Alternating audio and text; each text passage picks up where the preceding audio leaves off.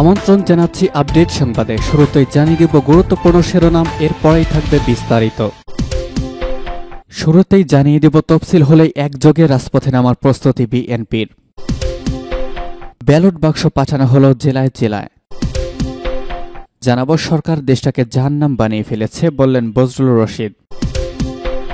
এরপর জানাবো জনগণের পক্ষে থাকতে না পারলে নির্বাচন কমিশনকে পদত্যাগের আহ্বান।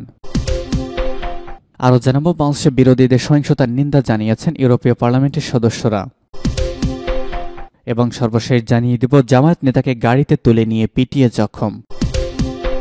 তফসিল হলেই একযোগে রাজপথে নামার প্রস্তুতি। চলমান আন্দোলন আরও জোরদার করতে চায় বিএনপি। আসন্ন দ্বাদশ জাতীয় সংসদ নির্বাচনের তফসিল ঘোষণার পর আন্দোলনের তীব্রতা বাড়াতে আত্মগোপনে থাকা নেতাকর্মীদের একযোগে রাজপথে নেমে সক্রিয় করার উদ্যোগ নিয়েছে দলটি। ইতিমধ্যে নেতাকর্মীদের উজ্জীবিত করতে সম্ভাব্য প্রার্থীদের এলাকায় যাওয়ার নির্দেশ দিয়েছে হাইকমান্ড। হামলা মামলা গ্রেপ্তারের বিষয়ে দেখভাল করার জন্য সব সাংগঠনিক বিভাগে আইনজীবী, চিকিৎসক ও নেতাদের সমন্বয়ে সেল গঠন করা হয়েছে।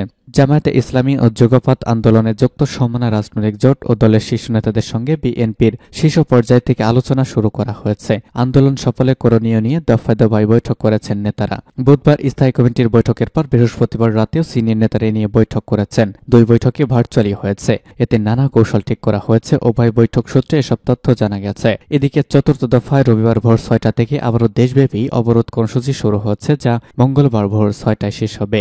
এরপর একদিন বিরতি দিয়ে আবারও একই কর্মসূচি দেওয়ার কথা রয়েছে, যা লাগাতার হতে পারে। নির্বাচনের প্রস্তুতি সম্পর্কে জানতে বৃহস্পতিবার বঙ্গবন্ধু রাষ্ট্রপতি মোহাম্মদ শাহাবুদ্দিনের সঙ্গে বঙ্গভবনে সাক্ষাৎ করেছেন নির্বাচন কমিশনাররা। এরপরে বঙ্গভবনের সামনে প্রধান নির্বাচন কমিশনার সিএজি কাজী হাবিবুল আউয়াল সাংবাদিকদের বলেছেন, যে কোনো মূল্যে নির্ধারিত সময়ে দ্বাদশ জাতীয় সংসদ নির্বাচন করতে হবে। দ্রুত নির্বাচনের তফসিল ঘোষণা করা হবে। বিএনপি নেতারা জানিয়েছেন, তারা নির্বাচন কমিশন সূত্র থেকে জানতে পেরেছেন 14 অথবা 16 নভেম্বরের মধ্যেই যে কোনো সময় তফসিল ঘোষণা করতে পারে নির্বাচন কমিশন।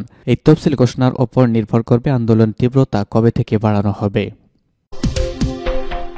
ব্যালট বাক্স পাঠানো হলো জেলায় জেলায়। আসন্ন দ্বাদশ জাতীয় সংসদ নির্বাচনের প্রস্তুতি অংশ হিসেবে এবার ব্যালট বাক্স জেলা জেলায় পাঠানো হয়েছে। শুক্রবার নির্বাচন ভবন ও আঞ্চলিক নির্বাচন কর্মকর্তার কার্যালয় থেকে এই ভোটের উপকরণ মাঠ পর্যায়ে পাঠানো হয়েছে। ইসির অতিরিক্ত সচিব অশোক কুমার দেবনাথ এ বিষয়ে বলেছেন, নির্বাচনের জন্য প্রায় 13 ধরনের উপকরণের প্রয়োজন পড়ে।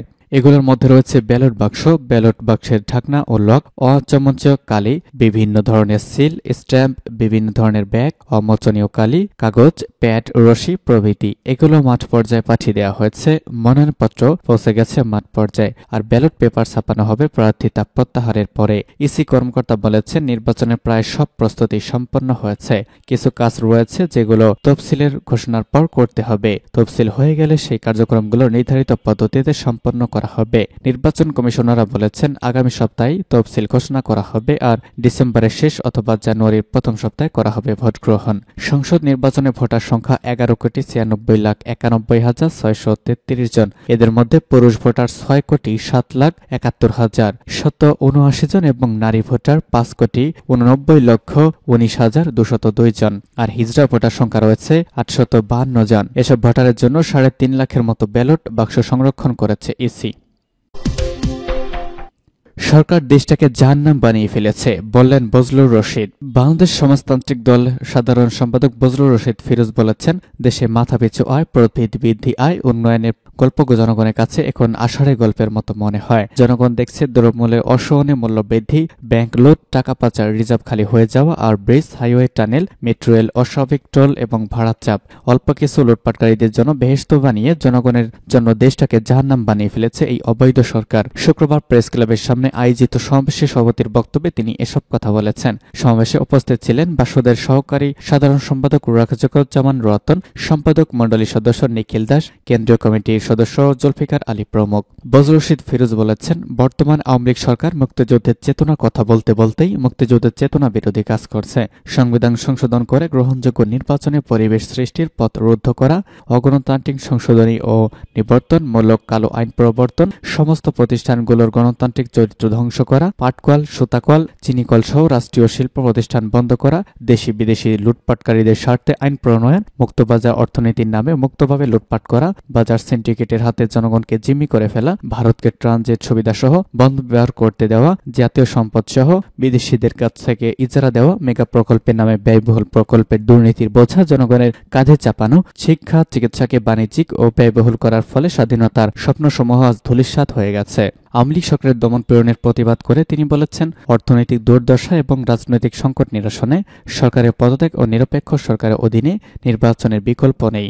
সকল রাজনৈতিক মহলের মত উপেক্ষা করে একতরফা নির্বাচনী তফসিল ঘোষণা থেকে বিরত থাকতে হবে। তিনি বলেন, বিশ্বব্যাপী পুঁজিবাদ আজ শাসন শোষণ লুণ্ঠন চালিয়ে মানুষের জীবন ও প্রকৃতির ভারসাম্য ধ্বংস করেছে। যুদ্ধ লাগিয়ে অস্ত্র ব্যবসা, খাদ্যপণ্যের ব্যবসা যেমন করেছে, তেমনি সাধারণ মানুষকে যুদ্ধের খোরাকে পরিণত করে চলেছে এই অবৈধ সরকার। জনগণের পক্ষে থাকতে না পারলে নির্বাচন কমিশনকে পদত্যাগের আহ্বান। জনগণের পক্ষে থাকতে না পারলে বর্তমান নির্বাচন কমিশনকে পদত্যাগের আহ্বান জানিয়েছে রাষ্ট্র সংস্কার আন্দোলন। সংগঠনটি বলছে, এই নির্বাচন কমিশনের অধীনেই কোনোভাবেই সুষ্ঠু নির্বাচন হওয়া সম্ভব নয়। শুক্রবার রাজধানী পল্টনে শহীদ নূর হোসেন দিবস উপলক্ষে বিক্ষোভ মিছিলের আগে এক সংক্ষিপ্ত সমাবেশে সংগঠনের নেতারা আহ্বান জানিয়েছেন।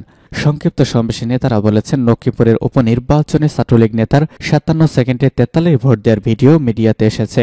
এই ঘটনায় আবার প্রমাণিত হয়েছে যে 2018 সালে যেমন রাতের বেলায় ভোট ডাকাতি করা হয়েছিল, এবার দিনের বেলাতেই ভোট ডাকাতির আয়োজন সম্পন্ন করেছে অবৈধ সরকার। এরকম অবরুদ্ধ রাজনৈতিক পরিস্থিতিতে নির্বাচন কমিশনের যে কোনো মূল্যে নির্বাচন আয়োজনের ঘোষণা জাতিসংঘে প্রতারণার শামিল। এগুলো পরিষ্কার করে দেয় এই সরকার এবং এই নির্বাচন কমিশনের অধীনে কোনোভাবেই সুষ্ঠু নির্বাচন হওয়া সম্ভব নয়। তাই বাংলাদেশের জনগণ যেই নির্বাচনে অংশ নেবে না, সেই নির্বাচনে বাংলাদেশের কোনো বিরোধী দল অংশ নেবে না, আর যারা অংশ নেবে তারা ভবিষ্যতে জাতীয় বেঈমান হিসেবে চিহ্নিত হবে। তারা আরও বলেছেন, গত 29 অক্টোবর থেকে হরতাল অবরোধ কর্মসূচিতে শান্তিপূর্ণ অংশগ্রহণের মধ্য দিয়ে দেশের জনগণ দখলদার আওয়ামী লীগ সরকারের বিরুদ্ধে তাদের চূড়ান্ত অনাস্থা ব্যক্ত করেছে। দমন পীড়নের মধ্য দিয়ে সরকার এখন গদি রক্ষার চেষ্টা করেছে, কিন্তু এবার দেশের মানুষ এই সরকারকে বিদায় দিতে মরিয়া। আগামী 12 থেকে 13 নভেম্বর শান্তিপূর্ণ অবরোধের মাধ্যমে দেশবাসীকে এগিয়ে সেই সরকারকে বিদায় করতে আবারও আহ্বান জানানো হচ্ছে। সমাবেশে শেষে পুরনো পল্টনের মেহেরজব প্লাজা সামনে থেকে মিছিল শুরু করে বিজয়নগর হয়ে আবারও পুরাতন পল্টন এসে শেষ হয়েছে।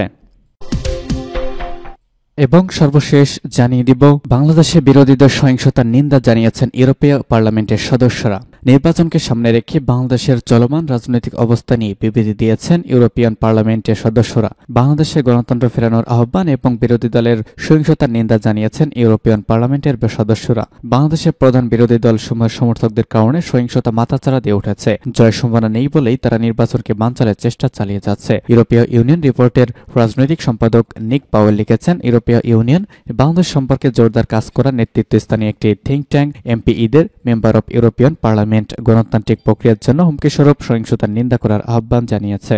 ইউরোপীয় পার্লামেন্টে democracy and human rights in Bangladesh শীর্ষক ব্রিফিংয়ে এমপিই এবং তাদের সহযোগীদের উদ্দেশ্যে বক্তব্য রেখেছেন যুক্তরাজ্য ভিত্তিক Bangladeshi think tank study circle লন্ডনের চেয়ারম্যান সৈয়দ মোজাম্মেল আলী। তিনি রাজধানী ঢাকায় বাংলাদেশ জাতীয়তাবাদী দল ও জামায়াত ইসলামীর কর্মীদের দ্বারা সংগঠিত সহিংসতার নিন্দার আহ্বান জানিয়েছেন। সম্প্রতি ঢাকা মেট্রোপলিটন পুলিশ ক্ষমতাসীন আওয়ামী লীগ আয়োজিত সমাবেশের ভিত্তিতে বিএনপি সমাবেশের অনুমতি দেয়। জানুয়ারিতে জাতীয় নির্বাচন সামনে রেখে বিভিন্ন দলের সমর্থনে এই ধরনের রাজনৈতিক কর্মকাণ্ড গণতন্ত্রে চর্চা স্বাভাবিক অংশ হওয়া উচিত, যদিও বিএনপির সমাবেশে সংঘর্ষ পরিণত হয়েছে।